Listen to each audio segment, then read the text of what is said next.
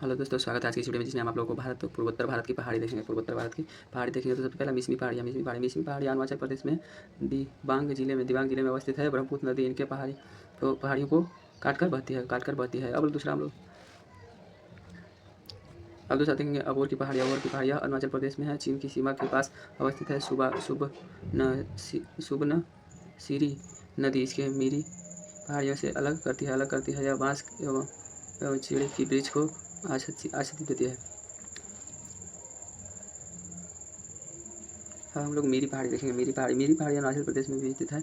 लखीमपुर जिले में उत्तर में विस्तृत है। सुबनसिरी नदी द्वारा अबोर पहाड़ियों से अलग करती है।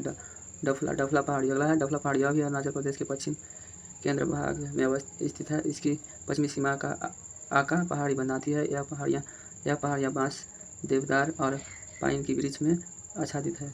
पाइन की वृक्ष से आच्छादित इसमें बने रहता है। अब हम लोग देखेंगे क्या चीज़ मिकिर पहाड़। अब देखेंगे हम लोग मिकिर पहाड़ियाँ काजीरंगा नेशनल पार्क के दक्षिण में अवस्थित है। इस पहाड़ियों में मिकिर पहाड़ी जनजाति निवास करती है। रेगमा पहाड़ी यह असम में स्थित है। रेगमा यहाँ की प्रमुख जनजाति है। यह पहाड़ी बांस एवं तार के वृक्ष हेतु प्रसिद्ध है। यह पहाड़ी पटकाई पहाड़ी अरुणाचल प्रदेश में चांगलांग जिले में अवस्थित है। यह जनजाति झूम कृषि करती है। नागा पहाड़ी यह पहाड़ियाँ म्यांमार सीमा के शहर नागालैंड में अवस्थित है। यह स्तनांतीय कृषि करती है। इसकी सर्वोच्च चोटी सारामती है। और देखिए बलियर की पहाड़ियाँ असम एवं मणिपुर की सीमा में अवस्थित है। दक्षिण पश्चिम में यह नागालैंड और मणिपुर की पहाड़ी से अलग करती है। तो हम लोग थोड़ा सा ये देख लेंगे क्या चीज़। हिमालय के सबसे ऊंचे शिखर माउंट एवरेस्ट 8,048 मीटर नेपाल में अवस्थित है। केटू 8,611 लद्दाख में है। कंचनजंगा 8,598 सिक्किम में। लेहोसे 8,516 नेपाल में। मकालू 8,481 नेपाल में। चोयोयू 8,201 नेपाल में है। धौलागिरी 8,172 नेपाल में। अन्नपूर्णा 8,091 नेपाल में है। अब हम लोग मणिपुर पहाड़ी। अब हम लोग देखें क्या चीज़ मणिपुर पहाड़ी। यह पहाड़ी मणिपुर में अवस्थित है। मणिपुर की सबसे बड़ी नदी बराका का उद्गम इन्हीं पहाड़ियों से होती है। लोकटक झील यहीं अवस्थित है। लोसाई की पहाड़ी मिजोरम के दक्षिण पूर्वी भाग में यह अराकाना योमा पर्वत तंत्र में मिल जाती है। यह घने बांस के जंगलों से ढकी रहती है। लोसाई पहाड़ी के सबसे ऊंची चोटी बुल्लू माउंटेन है। यह लोयाई कोंगनेट जनजाति निवास करती है। इन्हीं पहाड़ियों में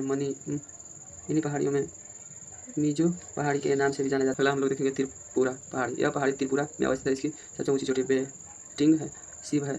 यह कटक तथा घाटी वाली अवस्थित है।